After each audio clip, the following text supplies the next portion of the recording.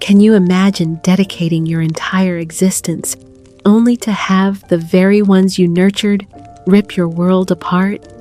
The kind of betrayal that leaves not just a scar, but a hollow ache in your soul. My life was a tapestry woven with threads of endless devotion to my daughter Sarah. Every dream I postponed, every penny I saved, every ounce of strength.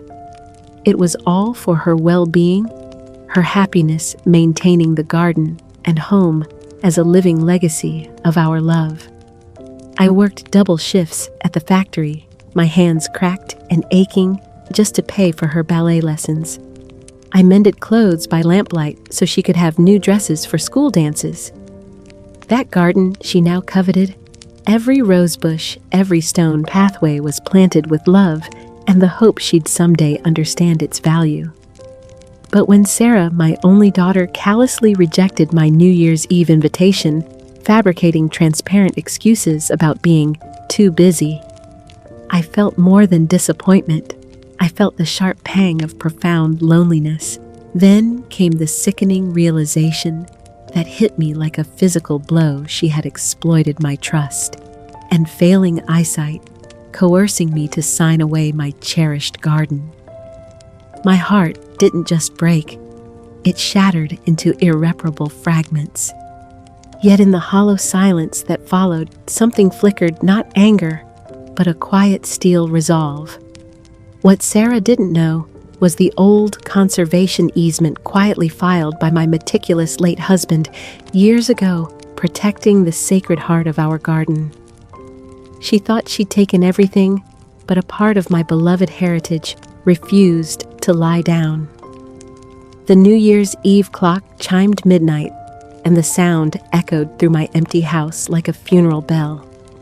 My meticulously prepared dinner roast beef with Yorkshire pudding, Sarah's childhood favorite, lay untouched on the dining room table, growing cold beneath the soft glow of candles I'd lit with such hopeful anticipation. I'd set the table with my mother's china, the delicate blue roses pattern that Sarah had always admired, and arranged fresh flowers from my greenhouse.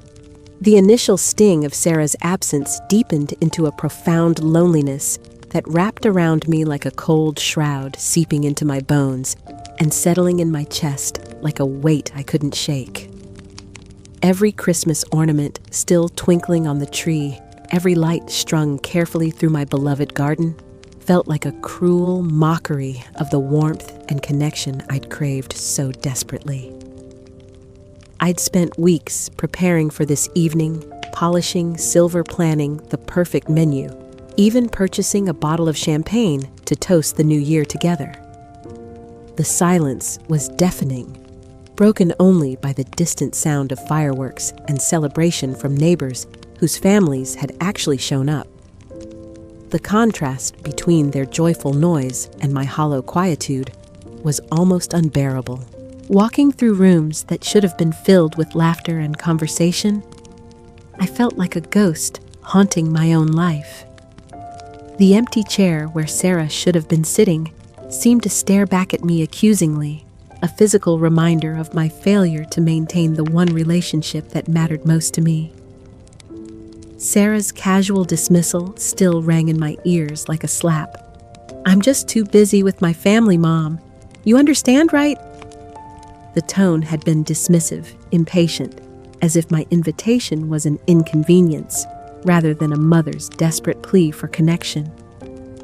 There was no warmth in her voice, no regret, no suggestion of alternative plans or promises to visit soon.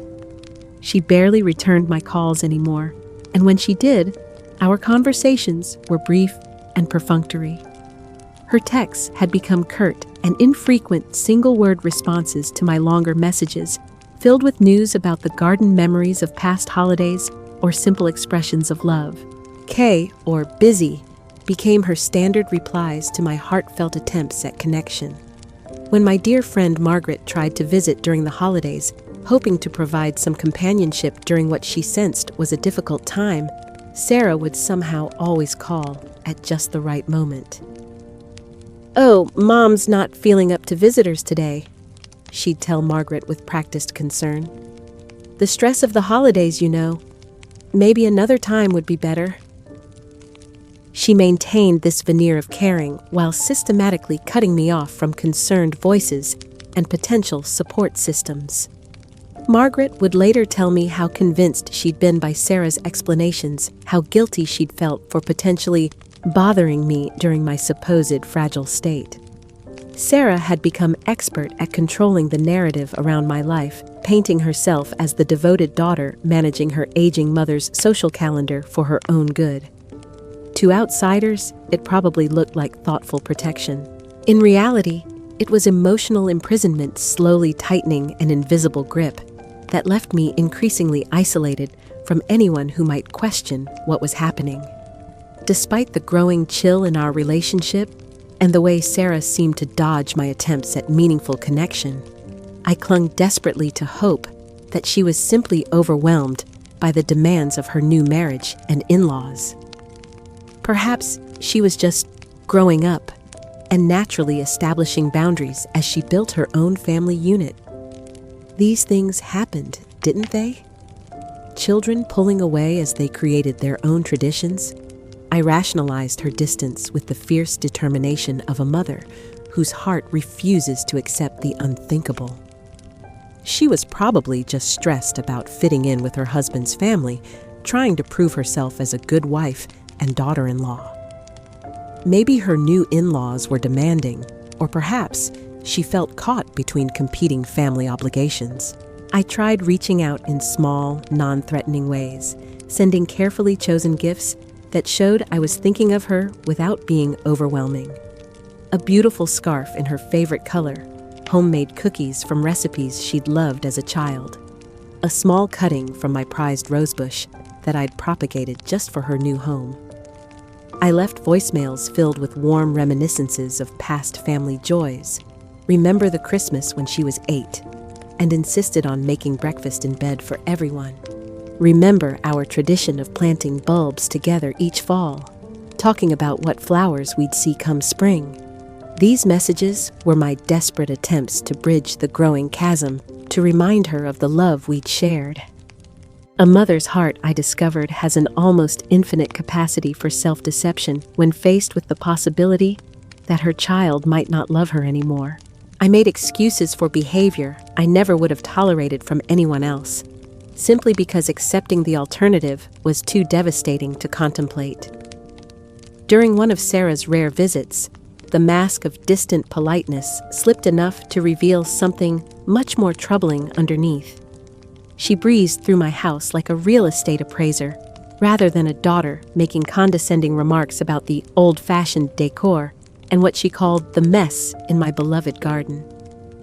"Really, Mom, this wallpaper is so dated," she said, running her finger along the rose-patterned paper I'd hung with such care 20 years ago. "And all these doilies and knickknacks. It's like a museum in here, not in a good way."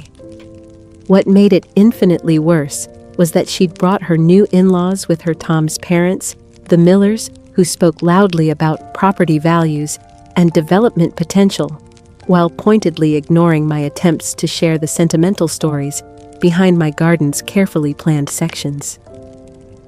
"This lot has incredible potential," Mrs. Miller announced, standing in my kitchen and looking out at the garden where I'd spent 30 years creating beauty. "The location is prime, and if you cleared out all this vegetation, you could easily fit 2 modern homes here. The soil quality looks excellent too," added Mr. Miller, as if I weren't standing right there listening to them discuss carving up my life's work. "Good drainage, southern exposure. Someone could make a real showcase of this property." They made me feel like an irrelevant relic, my home nothing more than a dusty obstruction to their grand visions of profit and progress. When I tried to tell them about the heritage roses my husband had helped me select, or the butterfly garden we'd created to attract monarchs, they'd smile those patronizing smiles and change the subject back to square footage and market comparables. Sarah stood by silently during these exchanges, neither defending my feelings nor acknowledging the obvious rudeness of their behavior. Her lack of intervention spoke volumes about where her loyalties now lay. I was no longer her mother to be protected and honored, but an obstacle to be managed and eventually removed. Their casual dismissal of everything I held sacred felt like a public stripping of my dignity.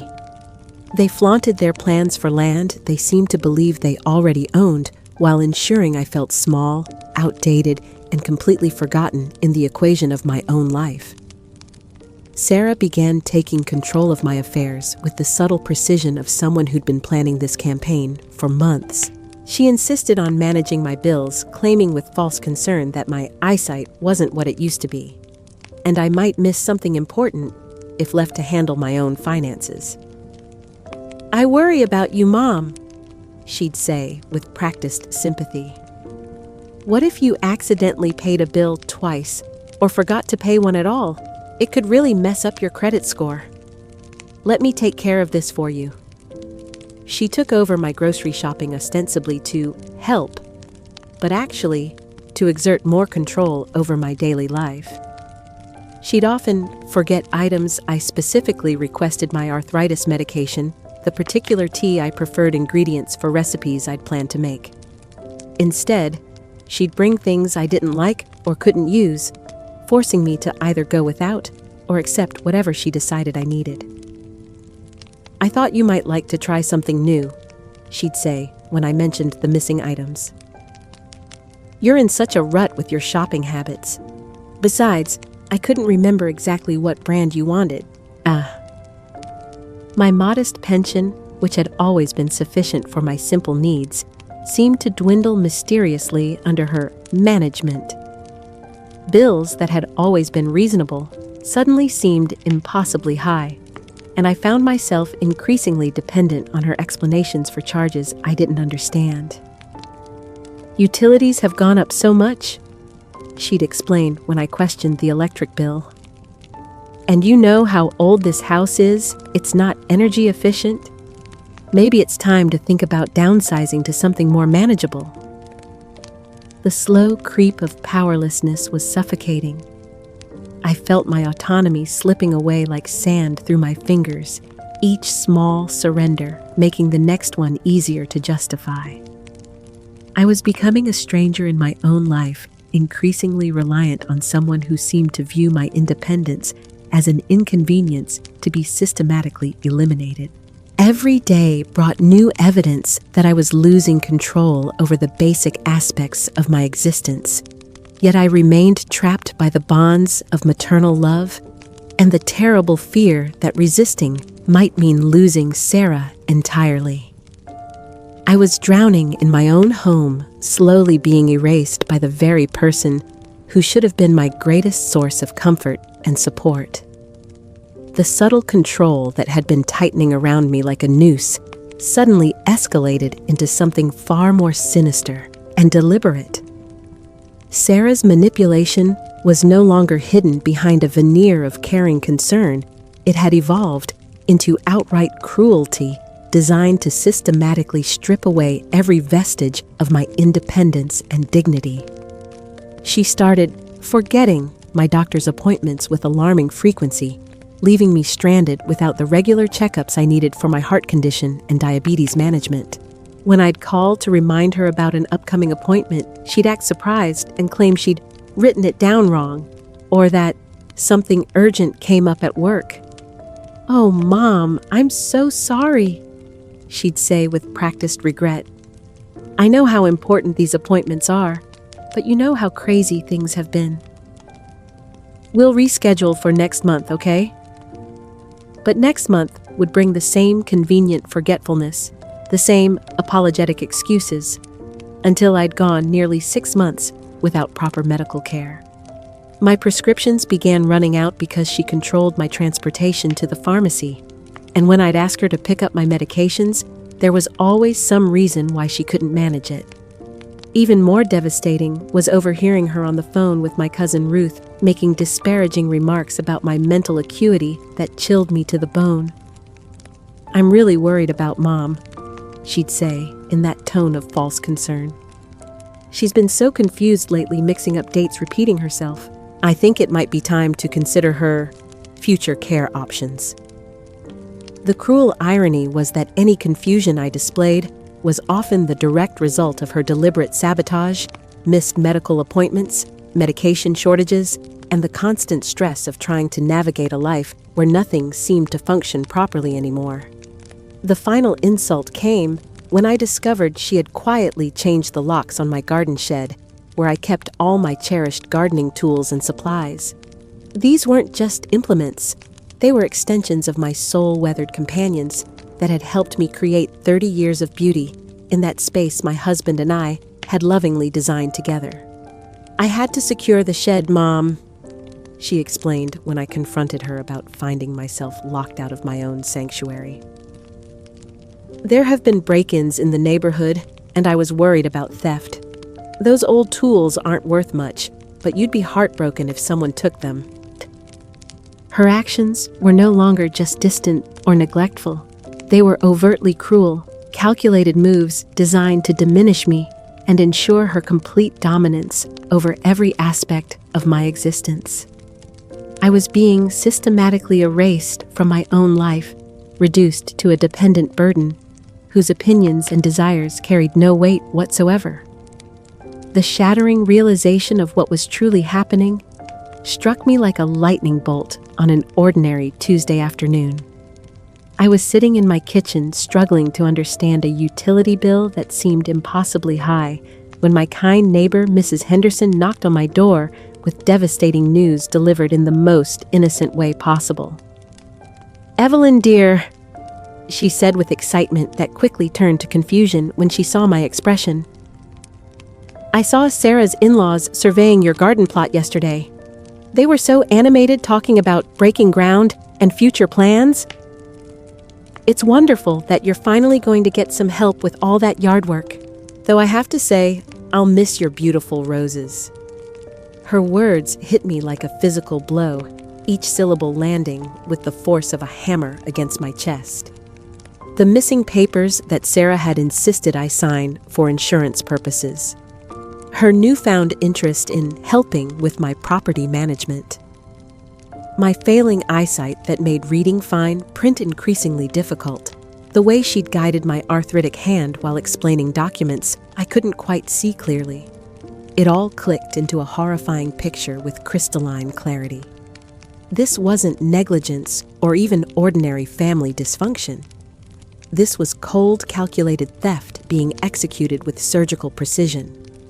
The daughter I'd loved unconditionally, sacrificed for repeatedly, and trusted completely, had systematically exploited my vulnerabilities to steal the very ground beneath my feet. The realization wasn't just about the land. It was about the complete betrayal of every bond I'd believed was sacred. Sarah hadn't just taken my property. She'd stolen my trust, my dignity, and my faith in the fundamental goodness of family love. My hope didn't just fade, it died a definitive, agonizing death that left me gasping for breath. A flood of agonizing memories crashed over me like a tsunami, each one more painful than the last, as I began to understand the full scope of my daughter's manipulation. I remembered the years I'd worked extra shifts at the textile factory, my hands bleeding from the constant friction of the machinery, just to pay for Sarah's expensive ballet lessons that she'd insisted were essential for her future. I'd sacrificed my own small joys, the occasional dinner out, new clothes, even a simple vacation to ensure she had every opportunity I'd never been given. When other mothers complained about the cost of their children's activities, I'd smiled and worked longer hours telling myself that love meant putting her dreams before my own needs. The most devastating memory involved Sarah's first business venture, a boutique that had seemed so promising, but quickly spiraled into financial disaster. When she came to me crying about crushing debt that threatened to destroy her credit and future prospects, I'd made a decision that still haunted me. I'd secretly used a significant portion of my late husband's life insurance money that was meant to be my security blanket for exactly this kind of vulnerability in old age to bail her out. "Mom, I promise I'll pay you back every penny," she'd sworn with tears streaming down her face. "This is just a temporary setback. Once I get back on my feet, I'll make sure you're taken care of forever." But forever had apparently lasted only until she'd found a more profitable way to exploit my love and trust. She'd never repaid a single dollar of that money, and now she was stealing the very ground where my husband's ashes were scattered among the roses he'd helped me plant. When I finally summoned the courage to confront Sarah about what I'd discovered, my voice trembling with a mixture of rage and heartbreak, she met my accusations with a coldness that took my breath away. There was no surprise in her eyes, no guilt or shame, only the calculating assessment of someone who'd been caught but wasn't particularly concerned about the consequences. "Oh, Mom, you must be confused," she said in a tone so flat and devoid of emotion it made my skin crawl. "You signed those papers months ago. Don't you remember? It was all for your benefit to simplify things and ensure your future security." Her gaslighting was masterful, delivered with the confidence of someone who'd planned for this moment. She twisted my love and failing memory against me, making me question my own perceptions, even as the evidence of her betrayal surrounded us. "You don't need all that land now, do you?" she continued with false reasonableness. "It's just a burden at your age. All that maintenance, the property taxes, the liability issues. Besides, it's what Daddy would have wanted for us to be practical and make sure you're properly taken care of." The casual way she invoked my dead husband's memory to justify her theft was perhaps the cruelest cut of all. She was rewriting our family history, painting her systematic exploitation as an act of love and responsibility rather than the monstrous betrayal it actually was. Her cruel justification revealed the depth of her transformation from the little girl I'd raised into someone I no longer recognized. There was no remorse in her voice, no acknowledgement that she might have caused pain or acted wrongly.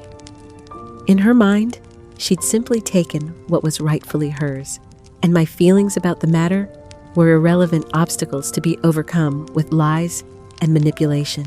With my beloved garden essentially stolen and my trust completely shattered, Sarah and her in-laws began pressuring me about the house itself with increasing boldness.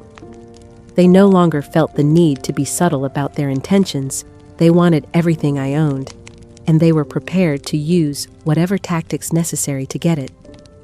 They subtly but persistently implied that living alone was dangerous for someone my age, painting pictures of disasters that could befall an elderly woman without proper supervision. "What if you fell and couldn't reach the phone?" Mrs. Miller would ask with false concern. "What if you forgot to turn off the stove or lock the doors? These old houses require so much maintenance that you really shouldn't be handling alone." They presented me with official-looking documents for a reverse mortgage that would essentially sign away my home's equity, or offered to buy out my remaining stake at what they claimed was a generous price, but seemed suspiciously low for property they'd described as so valuable. "This would give you a nice nest egg for assisted living," Sarah explained, as if she were doing me an enormous favor. "And you wouldn't have to worry about upkeep, property taxes, or any of those burdens anymore. You could just relax and enjoy your golden years." The underlying threat was always present, but never explicitly stated comply with their wishes, or they would make things very difficult for me. They had legal documents I couldn't fully understand, resources I couldn't match, and the apparent willingness to use my own love for my daughter as a weapon against me. I felt utterly defeated, trapped in a nightmare where every door led to further loss and humiliation. They were systematically stripping away everything that made my life meaningful, reducing me to a problem to be solved rather than a person deserving of respect and dignity. My entire world was collapsing, and the people orchestrating the destruction were the ones I'd trusted most completely. The breaking point arrived on a gray January morning that started like any other, but would forever divide my life into before and after. I was sitting in my kitchen trying to summon the energy for another day of navigating the wreckage of my relationship with Sarah, when I noticed something that made my blood run cold. The cherished bird bath that had graced the center of my garden for 27 years was gone, not moved or relocated, completely removed, leaving only a bare patch of earth where it had stood like a faithful sentinel through countless seasons. My husband Robert had built that bird bath with his own hands as an anniversary gift, carefully crafting each detail to complement the garden we'd designed together. In its place stood something so obscene it made me physically ill, a gaudy for sale sign from Miller Realty, Sarah's in-laws company, brazenly advertising my entire garden plot as if it were already theirs to market. The sign was professionally made, clearly not a rushed decision, but a calculated announcement of ownership that felt like a declaration of war. Sarah's car was in my driveway, which meant she was inside my house, probably going through more of my belongings without permission. When I found her in my living room, she was boxing up my Christmas ornaments, precious family heirlooms that had decorated our holidays for generations, each one carrying memories of celebrations when love felt safe and family bonds seemed unbreakable. "What are you doing?" I asked, my voice barely above a whisper, as the full scope of her latest violation began to register. She looked up with that same cold indifference that had become her standard expression when dealing with me. "Oh, these old things," she said dismissively, holding up a delicate glass angel that had belonged to my grandmother. "They're just too much clutter, Mom. I've donated them to charity. Someone will actually appreciate them." The casual cruelty of her words, the way she dismissed decades of family tradition as clutter, was breathtaking in its calculated heartlessness. These weren't just decorations, they were tangible connections to every Christmas morning when Sarah had been a joyful child, every holiday celebration that had built the foundation of our family identity. "And the bird bath?" I managed to ask, though I already knew the answer would destroy me. "That old thing was falling apart," she lied smoothly. "It was becoming a safety hazard, and frankly, it looked terrible in the garden. The new owners will want to start fresh with something more modern." Her casual reference to new owners for property that was still legally mine felt like a slap across the face. She wasn't even pretending anymore that this was about my welfare or future security. This was a hostile takeover, and she wanted me to know that my feelings about it were completely irrelevant. It was a calculated, deliberate act of desecration, designed to erase the last tangible symbols of my life with Robert and the family we'd built together. She was systematically destroying every physical reminder of love and history, replacing them with markers of commerce and ownership that had nothing to do with the heart and soul we'd poured into this place. Standing in that empty patch where the bird bath had been surrounded by the wreckage of my stolen garden and my demolished trust, I collapsed both physically and emotionally. The injustice felt like a crushing weight on my chest, making it difficult to breathe, impossible to think clearly about what came next. I sank to my knees on the cold ground where Robert's handcrafted gift had stood, overwhelmed by grief so profound it felt like drowning while still breathing. Every fiber of my being ached with the loss not just of the bird bath or the garden, but of the daughter I'd thought I knew, the family I'd believed we were the future I'd imagined we might still share. The thought of simply giving up, of letting them take everything without further resistance, seemed like the only escape from this suffocating despair. What was the point of fighting when the enemy was my own child, when resistance would only confirm her narrative that I was a difficult, irrational old woman standing in the way of progress? My spirit felt completely broken, shattered beyond any possibility of repair. I questioned everything about my life, my judgment, my worth as a mother, my ability to recognize truth from deception. The woman who had once been capable and confident now felt like a hollow shell, defeated by circumstances that seemed impossible to overcome. I wished desperately for Robert's presence, for his steady strength and clear thinking that had always guided us through difficulties. He would have known what to do, how to protect what we'd built together. Without him, I felt lost and completely defenseless against forces I couldn't understand or control.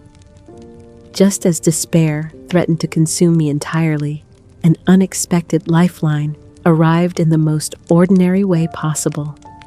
The postal carrier delivered a package that had been delayed by the holiday mail rush, a small box wrapped in brown paper with my name written in careful, familiar handwriting.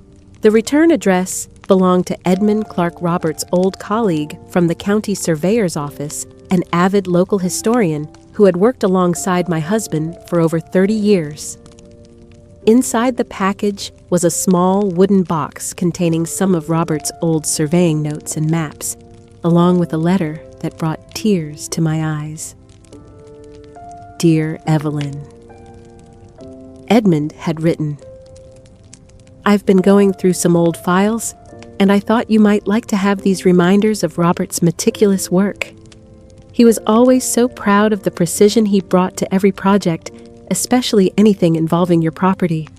I hope these bring you comfort and happy memories.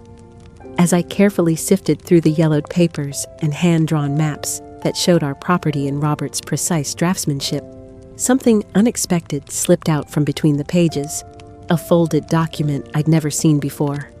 Crisp and official-looking, despite its age, it wasn't the main property deed that Sarah had manipulated me into signing over, but something entirely different, a conservation easement filed with the county 23 years ago, protecting the very section of our garden that included the old oak tree where we'd scattered our first dog's ashes and the exact spot where the bird bath had stood. The document was written in Robert's careful handwriting and notarized with his signature, a legal protection he'd quietly put in place to ensure that the heart of our garden, the most sacred and meaningful section, could never be developed or altered without specific environmental review and community approval. My husband's meticulous foresight, his enduring love reaching out from beyond the grave, suddenly blazed through the darkness like a beacon of hope. He had anticipated this possibility, had quietly protected what mattered most when I was too trusting to imagine it might ever be threatened. This discovery, coupled with Sarah's latest act of desecration, ignited something within me that I'd thought was completely extinguished. It wasn't anger or desire for revenge, but a reluctant yet firm resolve to honor Robert's memory and protect the sacredness of what we'd built together. This wasn't about money or property values or family disputes. This was about preserving something irreplaceable that represented the best of what love could create when two people work together toward a common vision. Sarah could steal the legal ownership of the land, but she couldn't erase the protections Robert had put in place to safeguard its soul. With trembling hands, I searched through Robert's old address book for the contact information Edmund had mentioned, the environmental lawyer who had helped draft the original easement. Making that call would be an agonizing decision born not out of desire for conflict, but from a desperate need to breathe again, to prevent Sarah from completely desecrating everything my husband and I had created together. This quiet, unexpected shield that Robert had left for me would become my path to justice. The conservation easement wasn't just a legal document. It was proof that love could transcend death, that the bonds we forge in life continue to protect and nurture long after we're gone. For the first time since this nightmare began, I wasn't completely powerless. Robert's love had given me a weapon I never knew existed, and I finally had the courage to use it. Contacting the environmental lawyer, whose name was carefully written in Robert's address book, felt like climbing a mountain with my bare hands. Each digit I dialed on the old rotary phone seemed to echo through the empty house, a sound that marked the beginning of a journey I'd never imagined I'd have to take. The phone rang 3 times before a gentle voice answered, and I found myself struggling to form the words that would change everything. "This is Evelyn Patterson." I managed my voice barely above a whisper. "My late husband Robert filed a conservation easement 23 years ago, and I need your help." Each word I spoke to Mr. Harrison, the environmental attorney, felt heavy with the weight of shattered trust and broken dreams. Explaining Sarah's systematic betrayal, knowing that every detail I shared was an indictment of my own daughter, brought fresh waves of shame and sorrow that threatened to overwhelm me completely. She convinced me to sign papers. I told him, my hands trembling as I held the phone. I trusted her completely.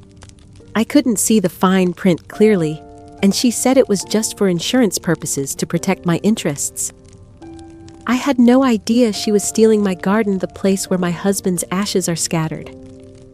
The weight of what I was doing, exposing my own child's crimes to a stranger, felt almost unbearable. This wasn't the natural order of things. Mothers were supposed to protect their children, not seek legal action against them. Yet here I was, forced to choose between justice and the illusion of family loyalty. When I mailed photocopies of Robert's original conservation easement documents to Mr. Harrison's office, my arthritic fingers could barely hold the pen steady enough to write the address. Each piece of paper felt like evidence in a case I never wanted to build proof of a betrayal so profound, it challenged everything I'd believed about the nature of family love. It was an act of quiet desperation rather than defiance, born from the crushing realization that I had no other choice. Sarah had left me no alternative path that didn't lead to the complete destruction of everything Robert and I had built together. This wasn't about revenge. It was about survival, about preserving something sacred from total annihilation. When Mr. Harrison's formal inquiry about the conservation easement reached Sarah and her in-laws, their reaction was swift and predictably dismissive. I could hear Sarah's voice through the thin walls when she took the call from their family lawyer, her tone shifting from confusion to contempt in a matter of seconds. "Some old lady's delusions?" She sneered, her voice carrying that cold edge I'd come to recognize as her true nature. "She's just trying to complicate things because she can't accept reality. Daddy never mentioned anything like this. It's probably just a mistake or some old invalid paper that means nothing." The casual way she dismissed both me and Robert's memory made my chest tighten with a pain that was becoming all too familiar. In her mind, I'd been reduced to some old lady rather than the mother who'd sacrificed everything for her happiness. Robert's careful legal planning was dismissed as confusion rather than the loving foresight it actually represented. "We'll simply ignore it," she continued with the arrogance of someone who'd never faced real consequences for their actions. "Or buy her off if we have to. How much could an old woman like her really want? She should be grateful we're willing to take this burden off her hands." Their complete contempt for my efforts was breathtaking in its callousness. They saw my attempt to protect Robert's legacy as a pathetic, desperate act of clinging to something that was already lost. To them, I wasn't a wronged property owner seeking justice. I was merely an obstacle to be removed through whatever means necessary. The dismissive confidence in their voices revealed how completely they'd underestimated both Robert's thoroughness and my determination to honor his memory. They'd grown so accustomed to manipulating and controlling me that the possibility of effective resistance hadn't even occurred to them. Mr. Harrison moved with impressive efficiency once he'd reviewed the documentation.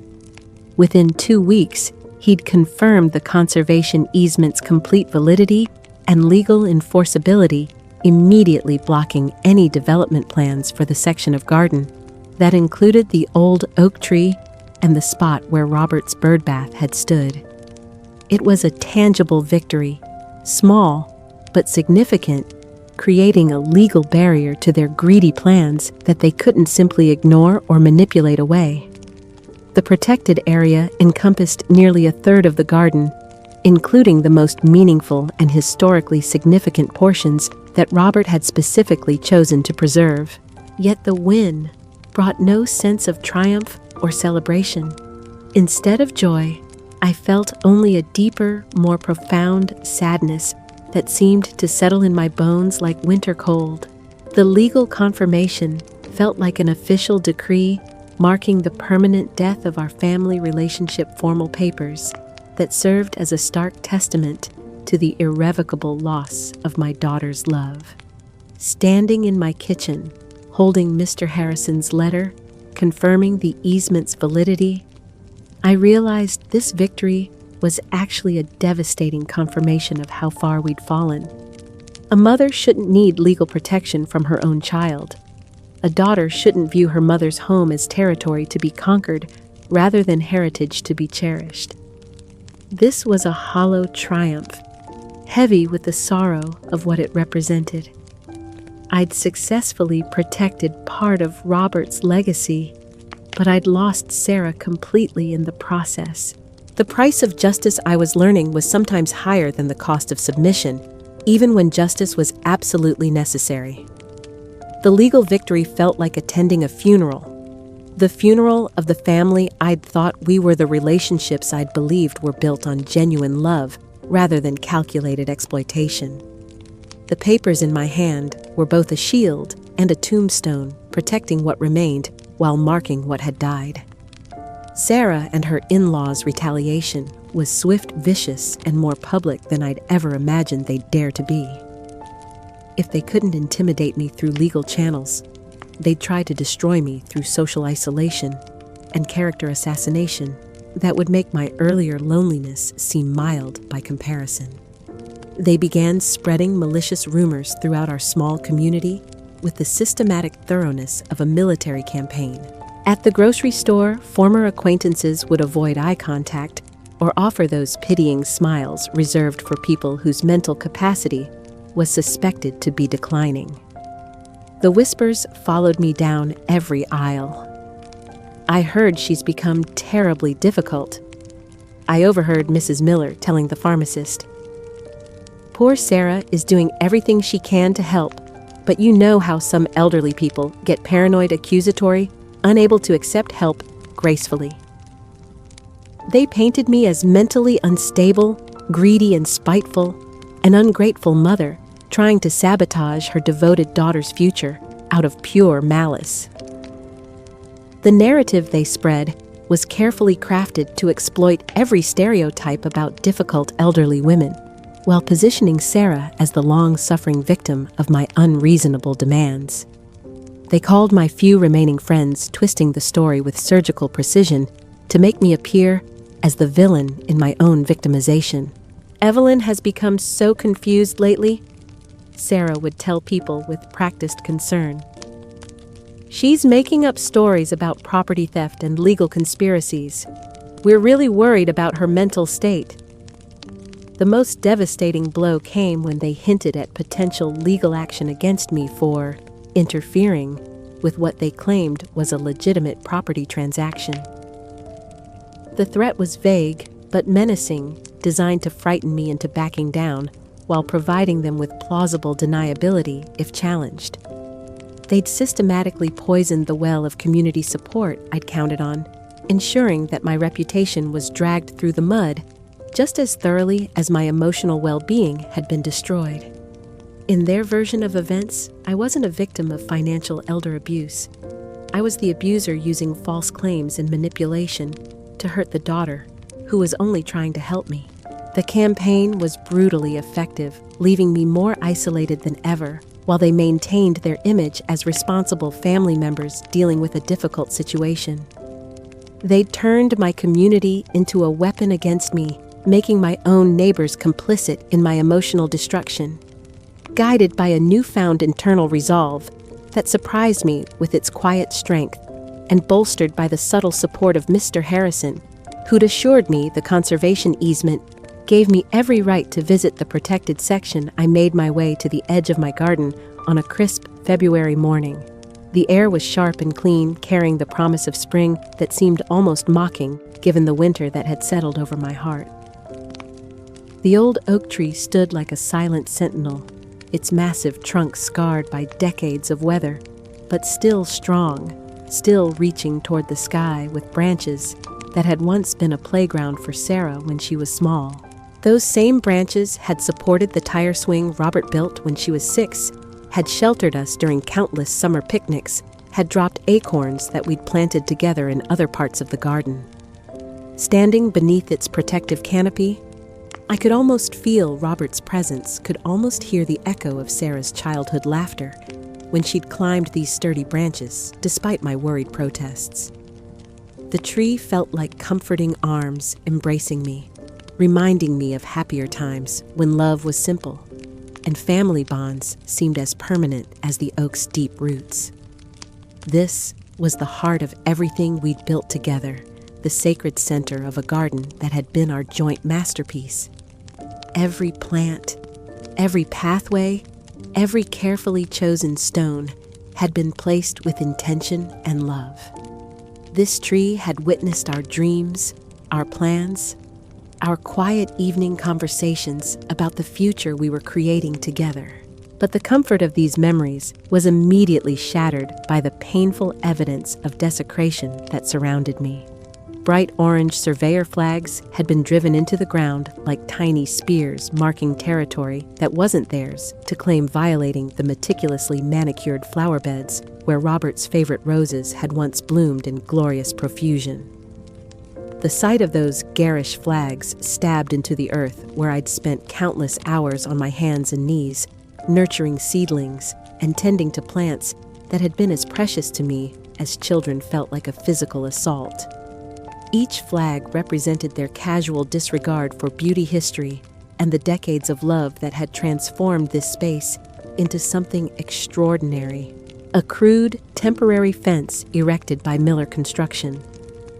Sarah's in-laws' company bisected what had once been a unified garden design, creating an ugly scar across the landscape that spoke volumes about their complete lack of understanding or respect for what they were destroying. The fence wasn't just a property boundary.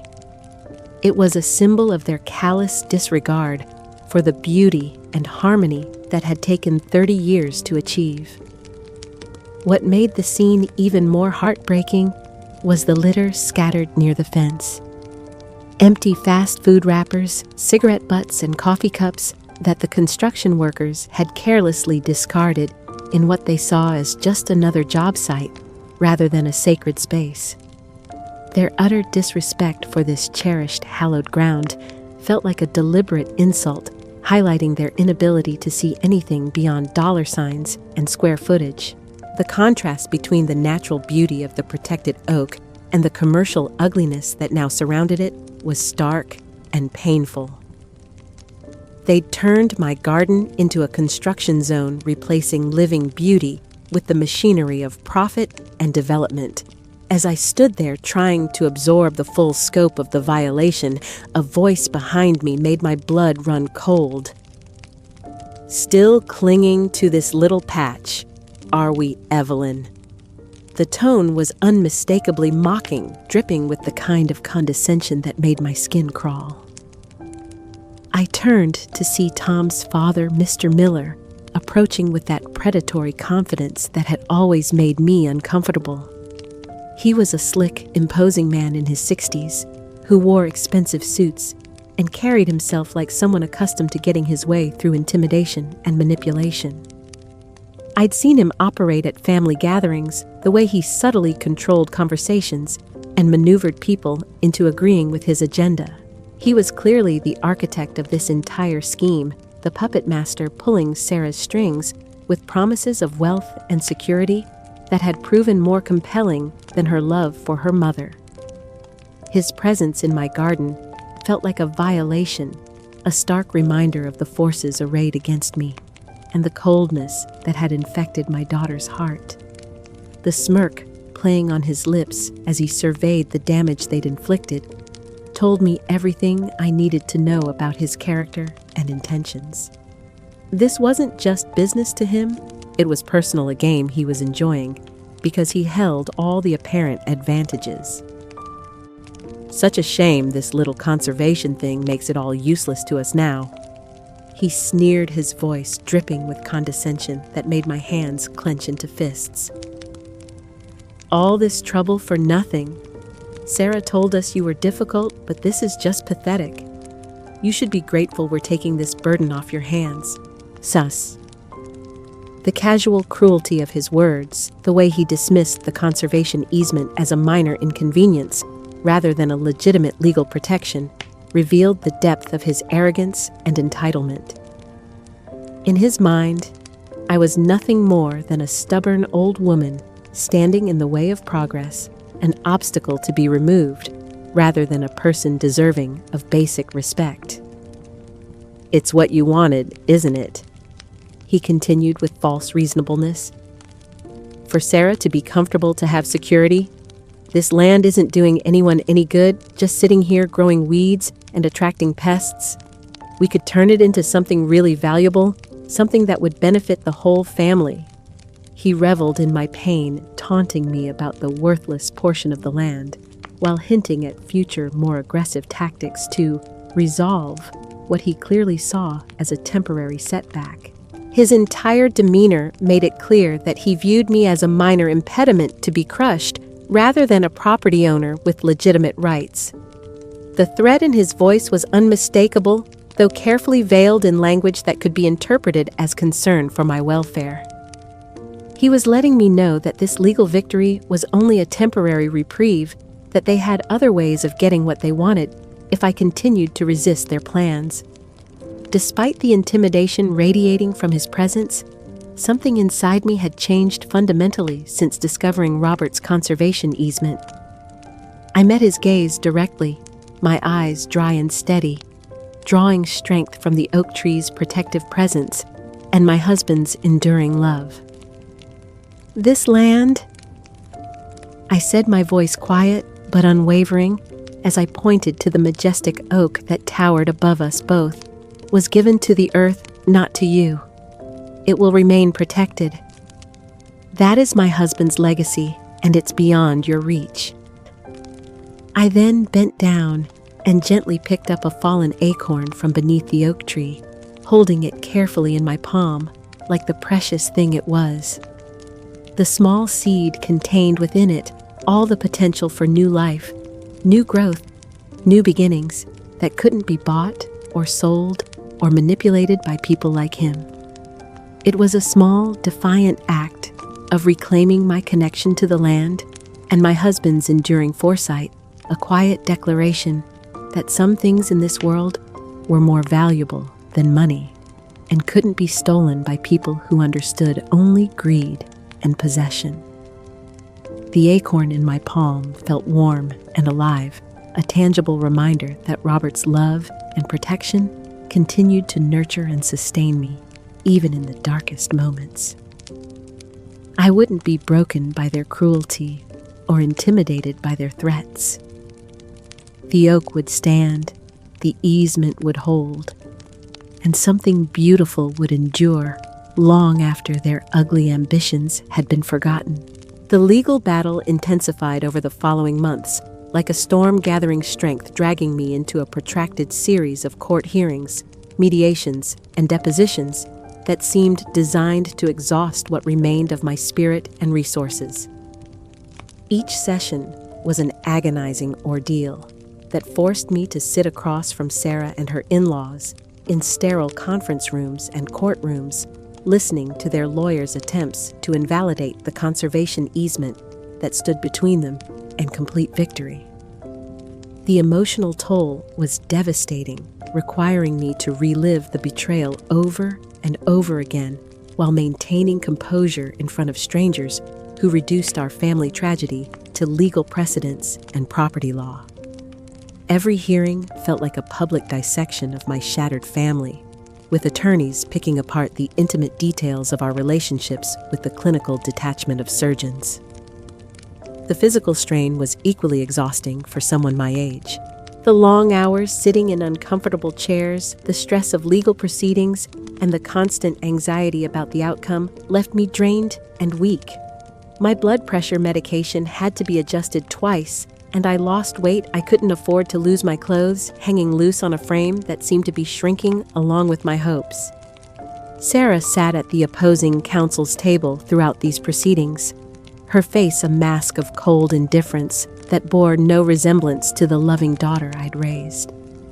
She'd stare straight ahead during the most damaging testimony, never once meeting my eyes, never showing even a flicker of remorse or recognition that the woman whose life they were dissecting had once been the most important person in her world.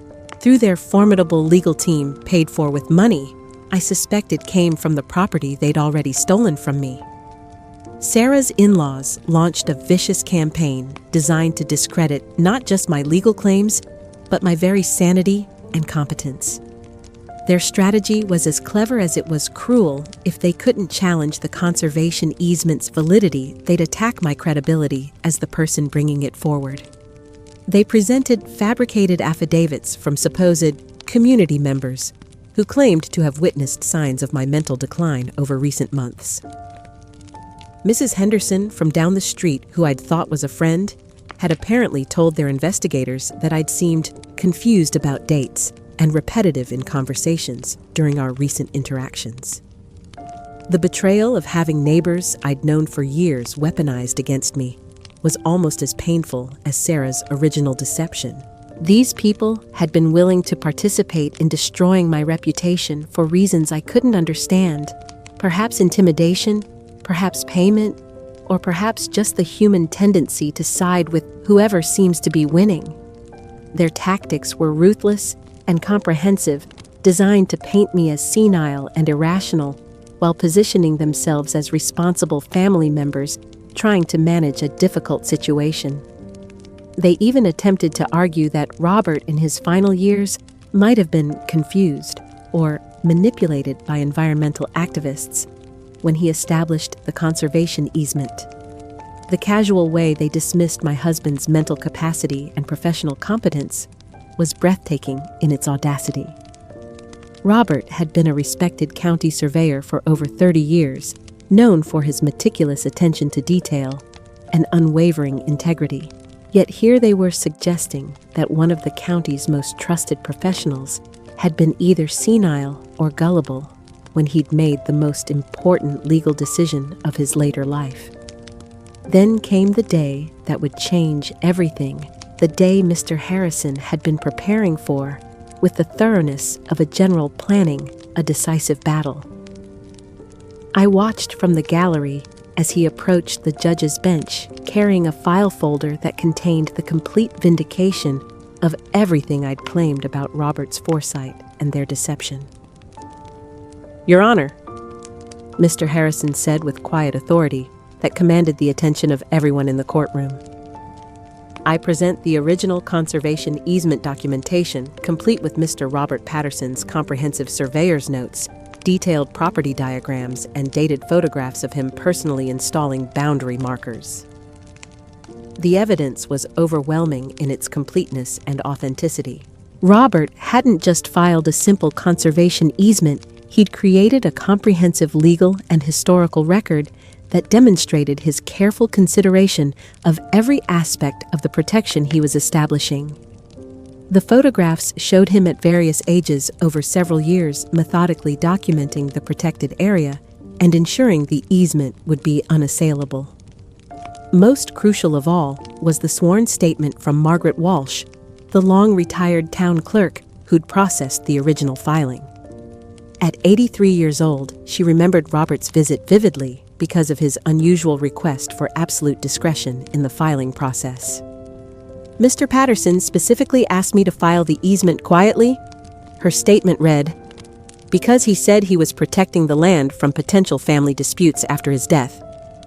He was very clear that this was his insurance policy against what he called future temptations that might threaten the garden's integrity. The courtroom fell silent as the full implications of Robert's words became clear. He hadn't just been protecting the environment, he'd been protecting our family legacy from exactly the kind of betrayal that was now unfolding before the judge's eyes. My husband had seen this coming 23 years ago and had quietly, lovingly prepared for it. The truth of Sarah's calculated deception and her in-laws' conniving plans for the entire garden was exposed in stark, undeniable detail. The legal impossibility of their complete acquisition was laid bare, revealing the systematic fraud they'd attempted to perpetrate against both me and the legal system. It was a cold, hard, factual exposition rather than a moment of emotional triumph, a chilling testament to both my husband's remarkable foresight and my daughter's willingness to betray everything we'd built together. The evidence didn't just prove the easement's validity, it revealed the depth of planning and malice behind their attempted theft. The judge's expression grew increasingly stern as Mr. Harrison methodically presented each piece of evidence. Sarah's in-laws' faces turned ashen as they realized the full scope of what was being revealed, their earlier confidence crumbling like a house built on sand. Based on the comprehensive documentation presented, the judge said with barely contained anger, "This court finds the conservation easement to be completely valid and permanently enforceable. Any development plans for the protected area are hereby prohibited, and I'm referring this matter to the District Attorney's Office for investigation of potential elder abuse and fraud." They were cornered, their ambitious plans for the prime section of garden now not just hampered, but completely destroyed. The humiliating legal setback was compounded by the very real possibility of criminal charges that could destroy their reputations and business prospects permanently. Their rage was palpable, but impotent, their legal options reduced to appealing a decision based on ironclad evidence they couldn't dispute. For the first time since this nightmare began, they were the ones facing consequences, while I sat protected by Robert's love and the law's protection. Despite the clear legal vindication and the judge's obvious sympathy for my situation, I felt utterly drained rather than triumphant. The win was not a celebration, but a bitter confirmation of my deepest fears about what my daughter had become and what our family had lost forever. The victory felt like attending an official funeral, the funeral of the loving family I'd once believed we were with the formal court proceedings, marking its definitive, irreparable end. The legal papers that protected me also served as a death certificate for relationships that had been built on lies, rather than the love I'd thought we shared. The air in that courtroom felt heavy with the weight of shattered dreams and broken trust that no legal decision could repair. I'd saved Robert's legacy, but I'd lost my daughter completely in the process, and no amount of legal vindication could heal that particular wound. 3 days after the judge's devastating ruling, when the full implications of their legal defeat had finally sunk in, Sarah appeared at my front door in a performance that would have been Oscar-worthy if it hadn't been so transparently manipulative. Gone was the cold indifference she'd worn like armor throughout the court proceedings, replaced by tear-streaked cheeks and the kind of desperate vulnerability I hadn't seen from her since childhood. "Mom!" She sobbed, her voice breaking in all the right places as she stood on the threshold of the home she'd tried to steal from me. "Please, I'm so sorry. I didn't understand what was happening. I got caught up in Tom's family's plans, and they made it all sound so reasonable, so beneficial for everyone." Her performance was masterful, hitting every note that might have resonated with the mother I used to be. She spoke of pressure from her in-laws, of being overwhelmed by complex financial decisions, of never meaning to hurt me. The tears seemed genuine, her remorse appeared heartfelt, and for a moment, just a moment, I felt the old maternal instincts stirring. "We can still fix this, can't we?" she continued, her voice carrying the pleading tone of a child who'd been caught in wrongdoing. Remember all our Christmases, just the two of us after Daddy died? Remember how we used to plan the garden together? How you taught me the names of all the flowers? Please don't let them win by destroying our family.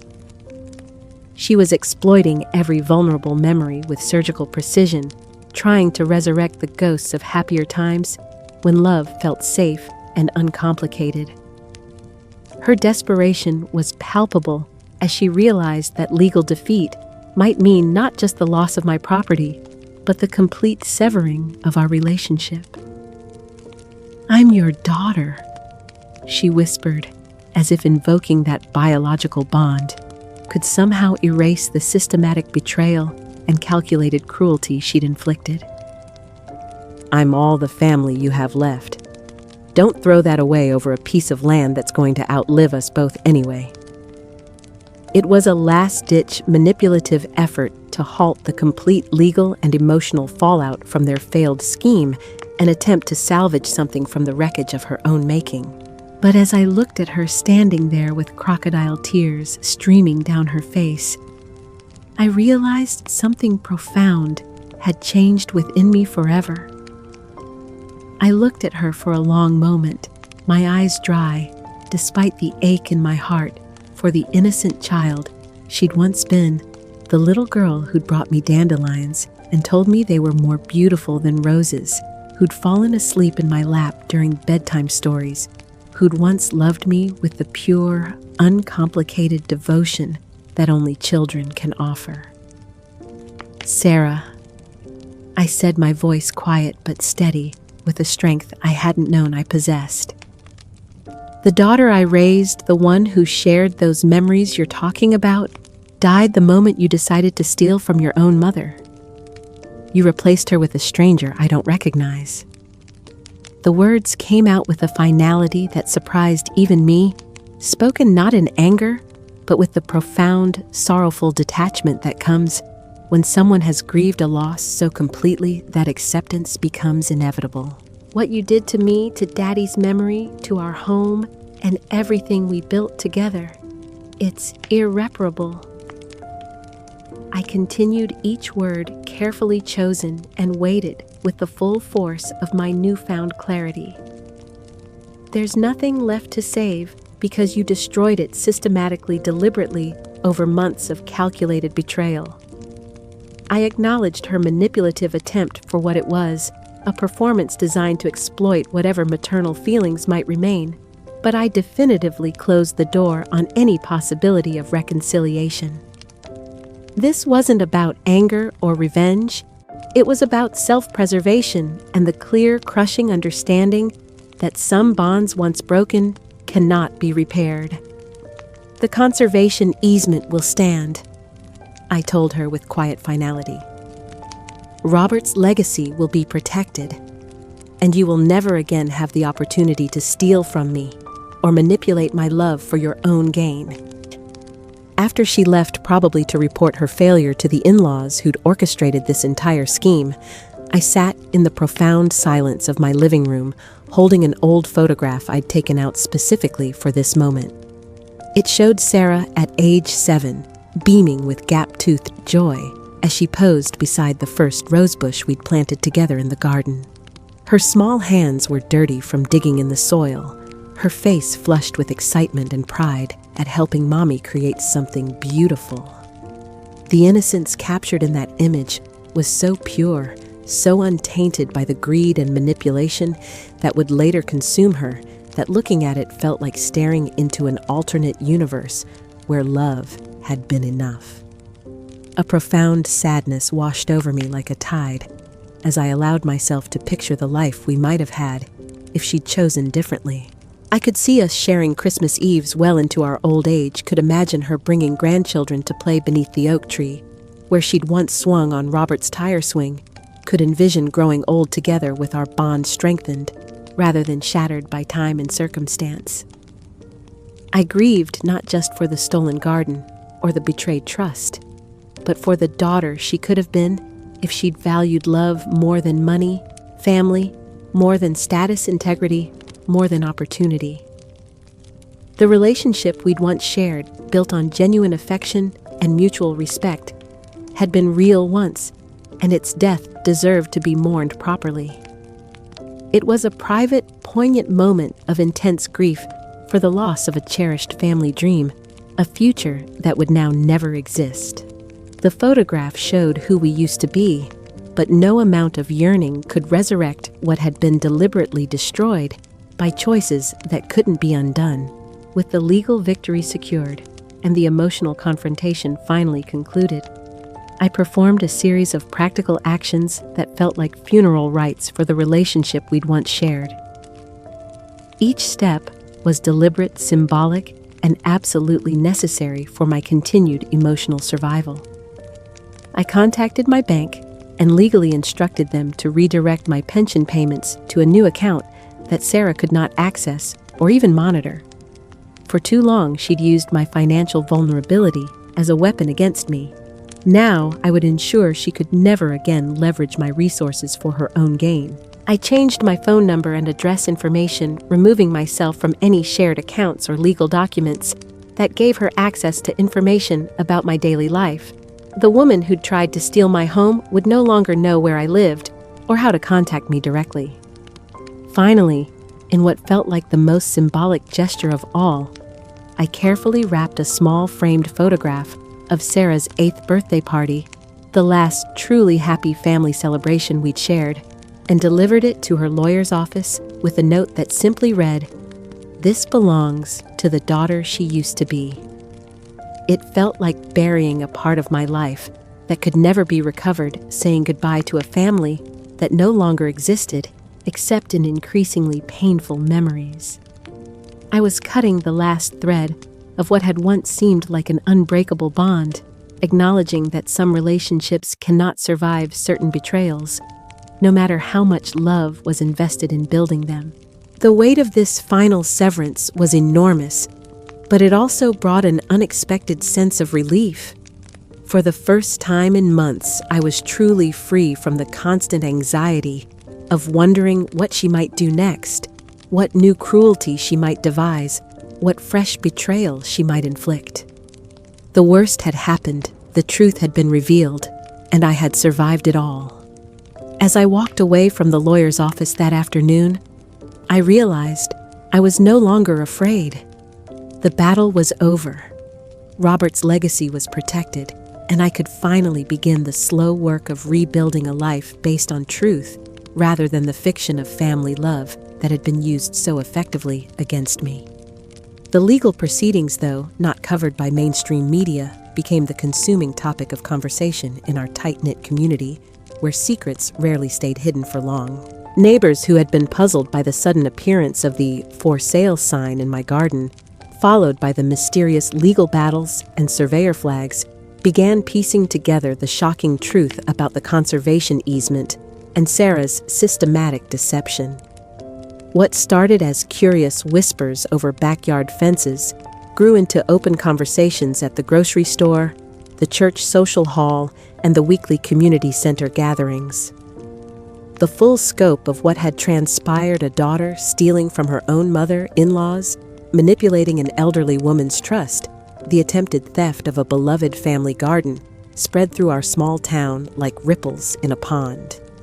The initial reaction was widespread shock that gave way to an outpouring of sympathy and quiet support that surprised me with its intensity.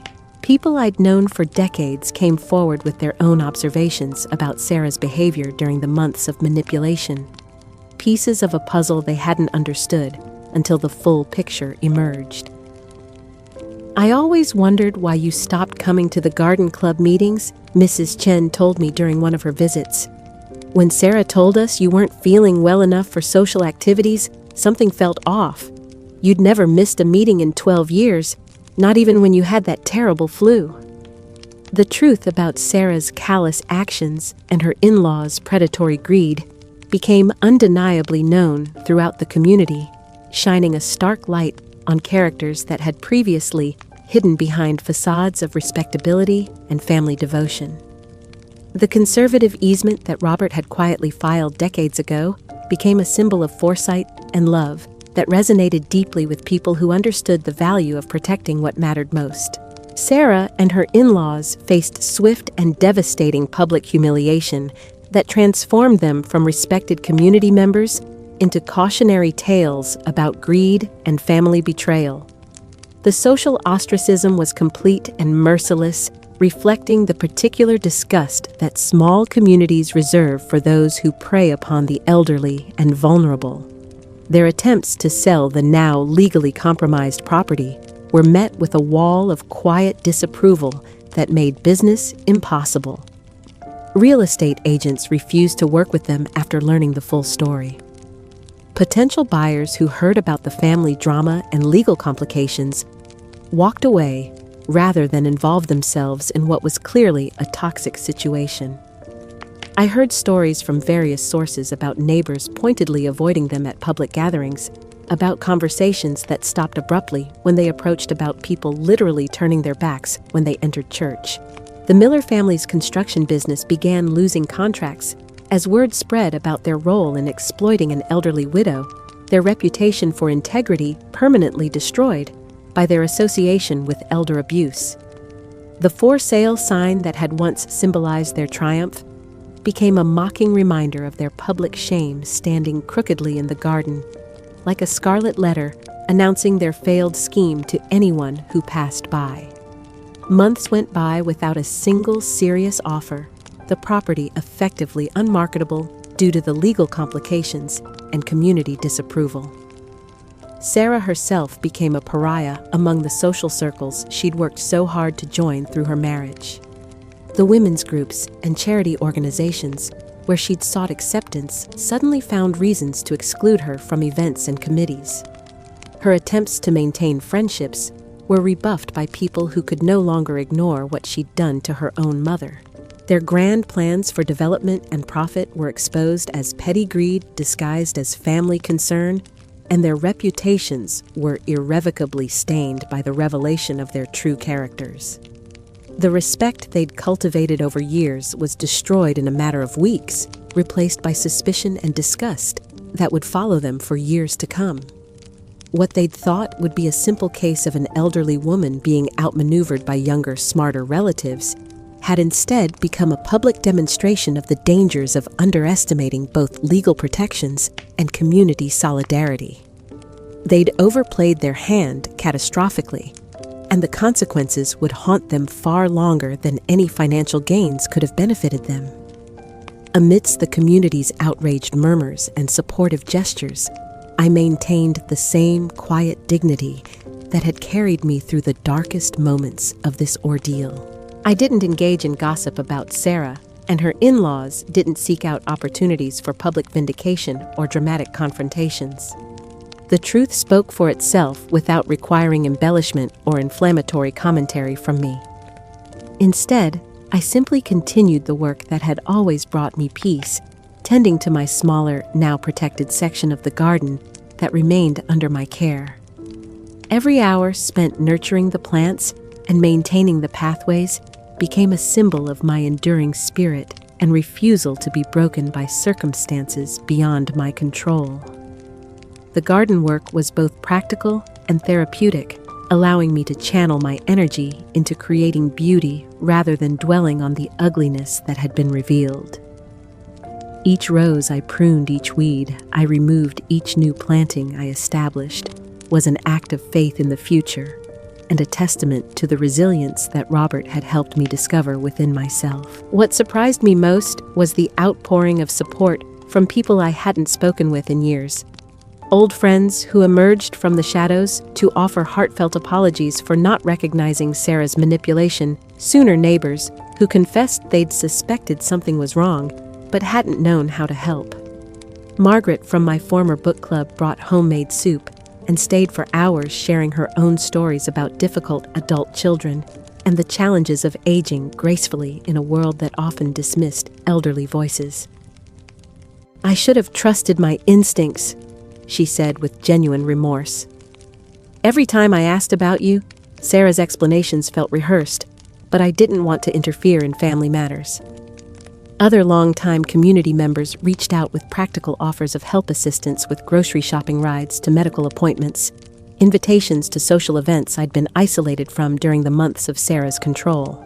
They brought meals when I was too emotionally drained to cook, offered companionship during the lonely evening hours, and simply sat with me in comfortable silence when words weren't necessary. I accepted their kindness with deep, silent gratitude, finding unexpected solace in the genuine warmth of people who understood that supporting community members during difficult times was both a privilege and a responsibility. Their unwavering support became a lifeline that helped me remember what authentic human connection felt like after months of manipulation and betrayal. These gestures of solidarity weren't dramatic or theatrical. They were the quiet, consistent acts of compassion that bind communities together and remind isolated individuals that they're not alone in their struggles. The support felt like sunlight after a long winter gradual, but warming, helping to thaw the frozen places in my heart that Sarah's betrayal had created. Despite the public sympathy and the gradual restoration of my reputation within the community, a profound sense of isolation lingered like a shadow that wouldn't fade completely. The validation from neighbors and friends, while deeply welcome and healing, had come too late to mend the deep internal wounds that Sarah's systematic betrayal had carved into my ability to trust and connect with others. The experience had fundamentally changed my relationship with human nature itself, forcing me to confront the reality that even the most sacred bonds could be corrupted by greed and manipulation. Every new acquaintance, no matter how kind or genuine they appeared, felt like a potential threat to be evaluated rather than a friend to be embraced. The ghost of Sarah's betrayal colored even the kindest gestures with subtle suspicion that I couldn't entirely suppress. When people offered help or companionship, part of me wondered about their true motivations, analyzing their words and actions for signs of hidden agendas or self-interest that might emerge over time.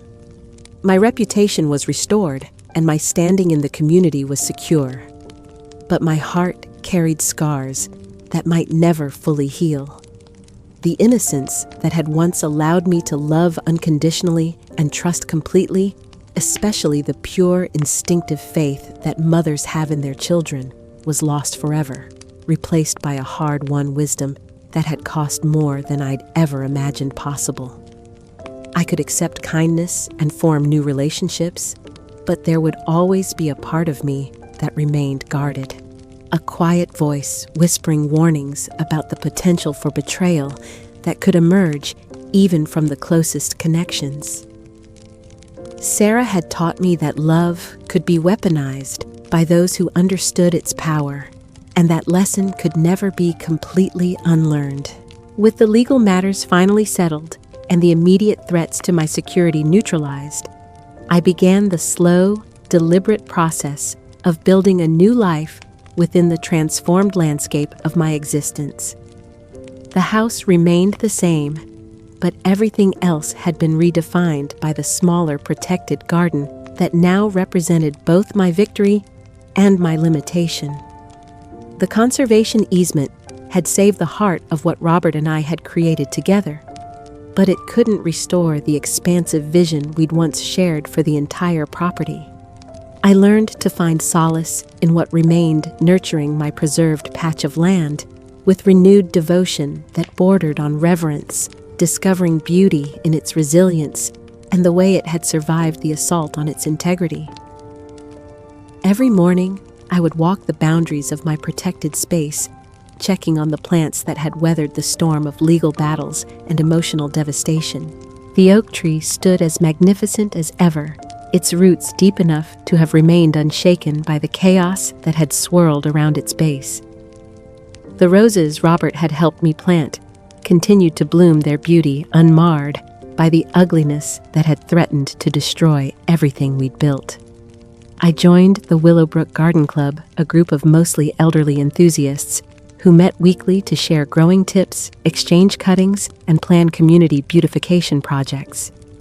These tentative new friendships were built on shared passions rather than family history, which felt both safer and more authentic than relationships that carried the weight of decades of accumulated expectations. My life became deliberately simpler and quieter, focused on small, tangible joys that couldn't be stolen or manipulated by people who understood only monetary value.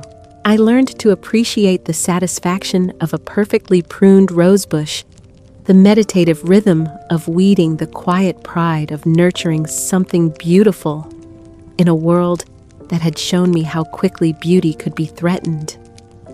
The new routine was healing in its predictability and lack of drama. No more wondering what fresh betrayal might be waiting around the corner. No more analyzing every interaction for signs of manipulation or hidden agendas. Just the steady, honest work of maintaining something beautiful and the gentle companionship of people who valued the same simple pleasures. Despite my efforts to find peace in this new constrained reality, the painful memories of Sarah's betrayal and the complete loss of our relationship remained constant companions, like an invisible ache that never fully subsided. The grief wasn't something that could be scheduled or contained. It would strike at unexpected moments with devastating force. Holidays were particularly difficult, especially Christmas and New Year's Eve, when the absence of family traditions felt like a physical weight pressing down on my chest. I would see other mothers and daughters shopping together, laughing over shared jokes, planning celebrations that included multiple generations, and the contrast with my own isolation was almost unbearable. There were evenings when I would sit in my living room surrounded by photographs of Sarah as a child and weep for everything that had been lost.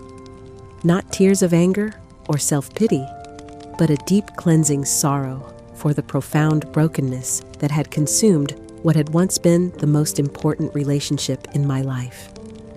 I grieved not just for the daughter I'd lost, but for the grandmother I'd never become, for the family celebrations that would never happen, for the simple joy of watching Sarah grow into the woman I'd raised her to be.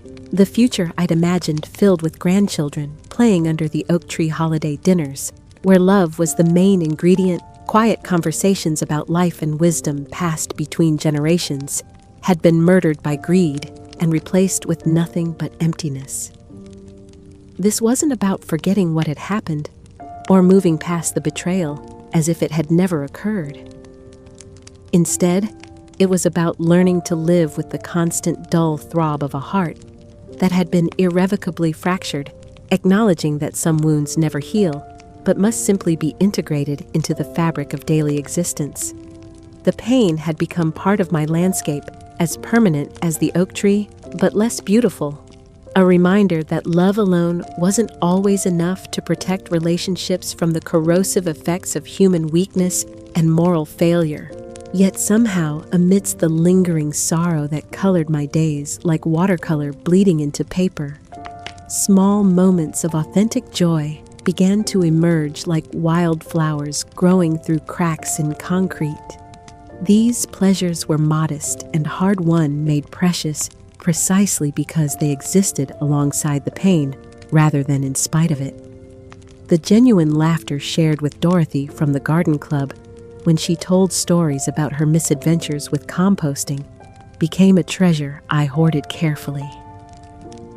The exquisite scent of the first rose bloom each spring emanating from my protected plot filled me with wonder that felt almost sacred in its intensity. There was quiet satisfaction in the perfect sunset viewed from my back porch, painted in shades that my weathered hands could never quite capture, in the watercolor paintings I'd recently begun as a form of meditation.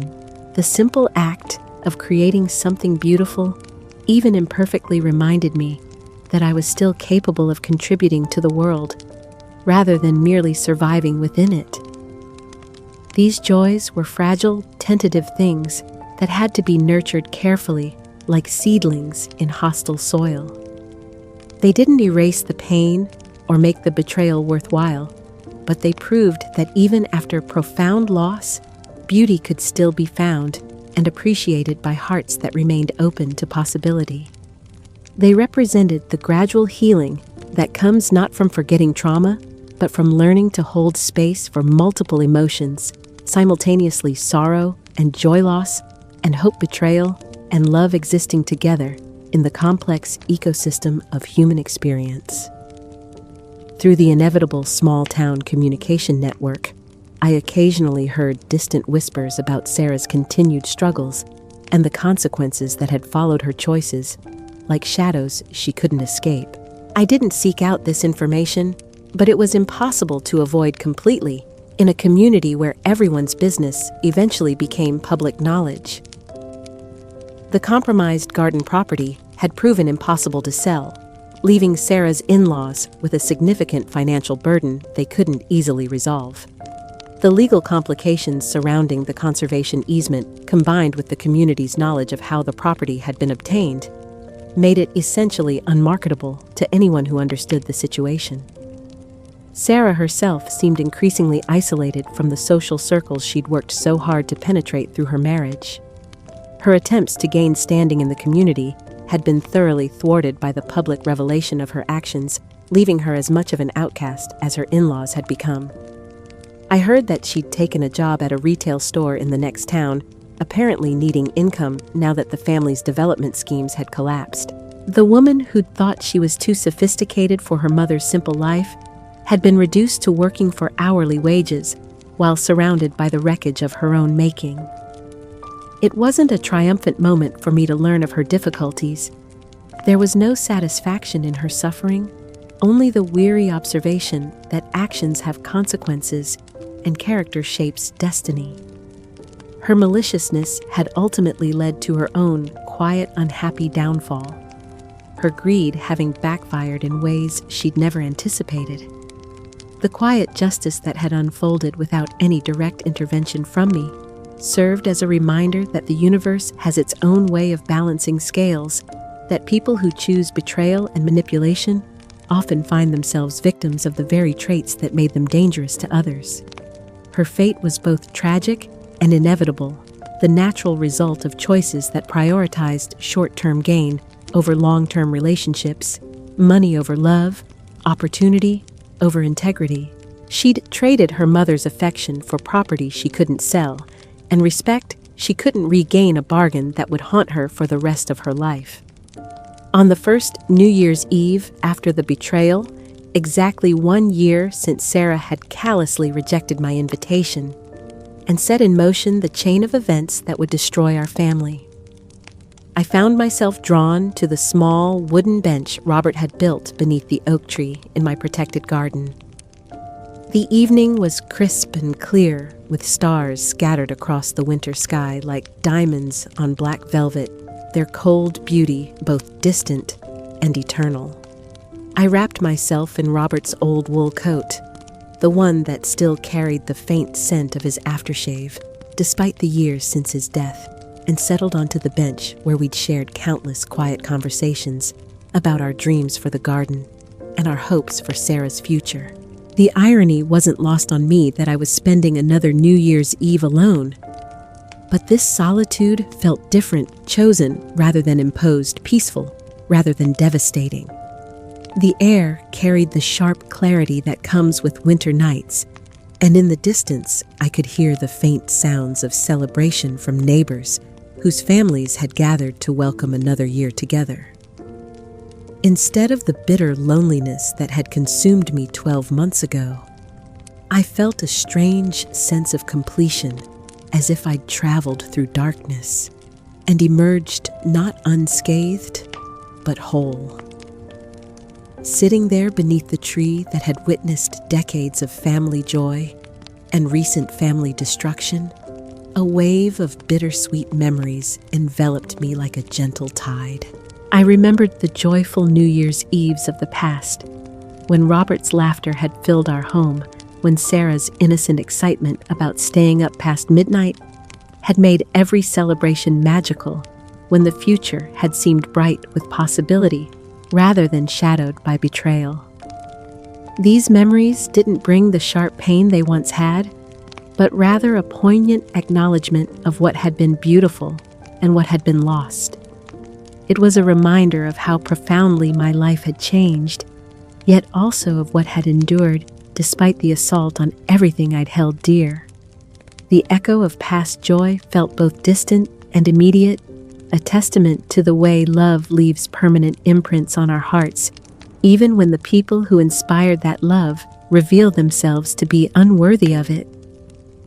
Those happy moments had been real once, regardless of what Sarah had become, and they deserved to be remembered with gratitude rather than bitterness. As I sat there in the quiet embrace of the winter night, I felt the familiar ache in my heart for the daughter I had lost and for the life that could have been. But this time, instead of fighting the sorrow or trying to push it away, I made a conscious decision to let it wash over me completely, to acknowledge its legitimate place in my emotional landscape. I allowed myself to fully grieve the complete severance from my own flesh and blood, the relationship that had once defined my identity as a mother and given my life its primary meaning.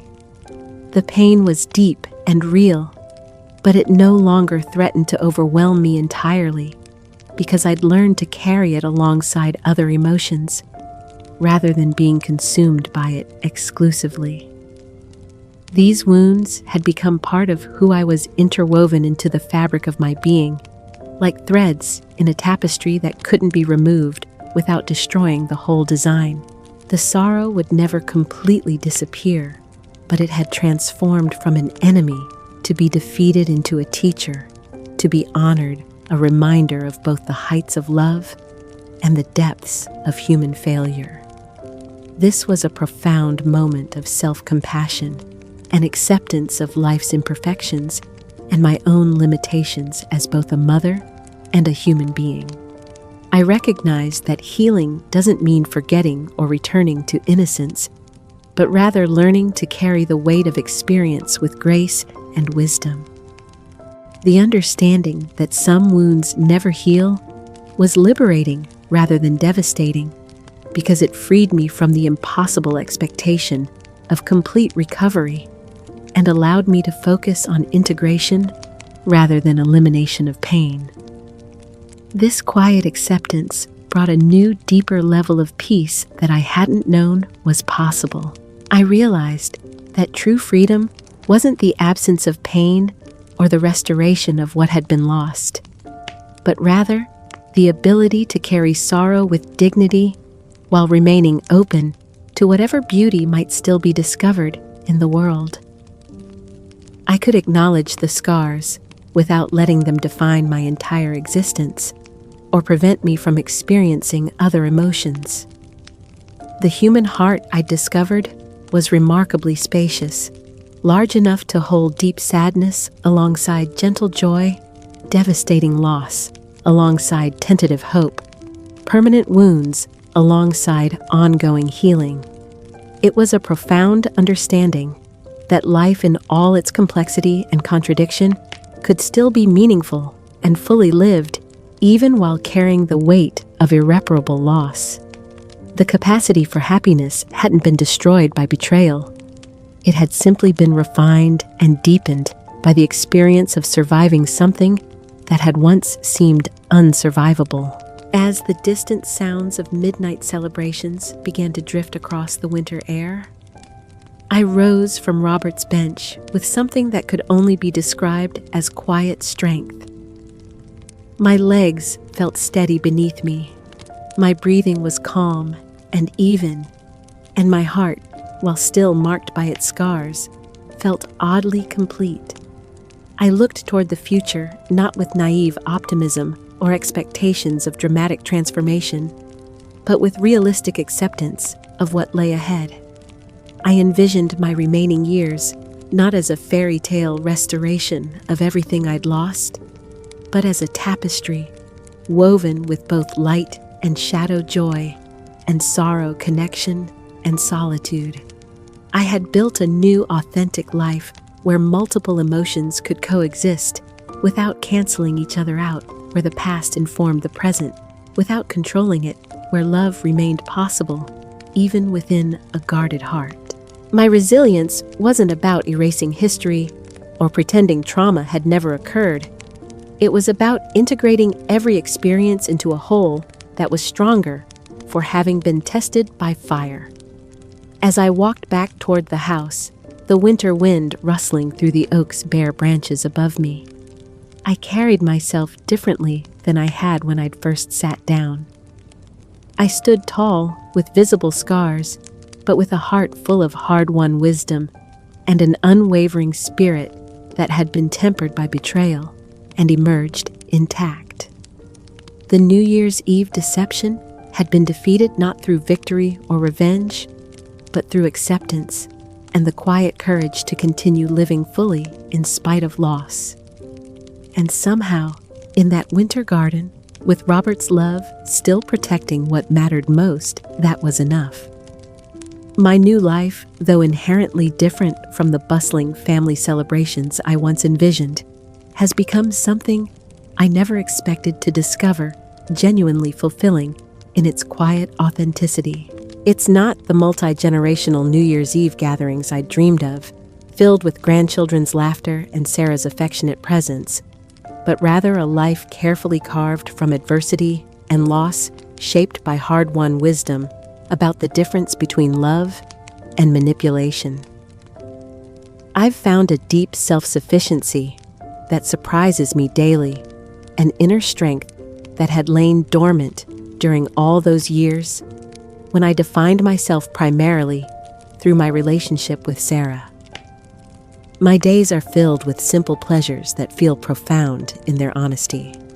The enduring majesty of the oak tree, that Robert protected the genuine smiles of new friends who value me for who I am, rather than what I can provide, the quiet satisfaction of nurturing beauty in a world that had shown me how quickly it could be threatened.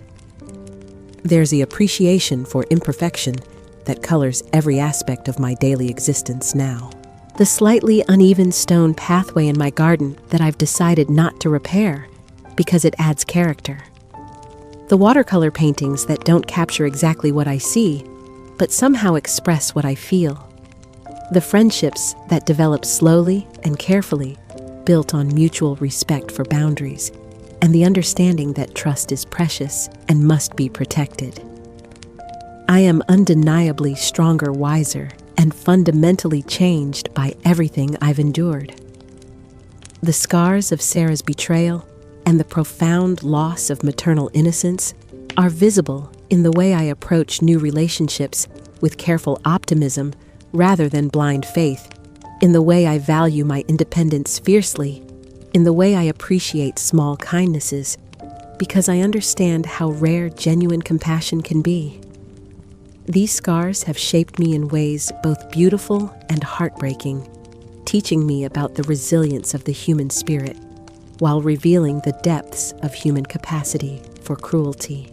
They've become part of my story, an important part that taught me about survival and strength I never knew I possessed, but they are not the whole of my narrative.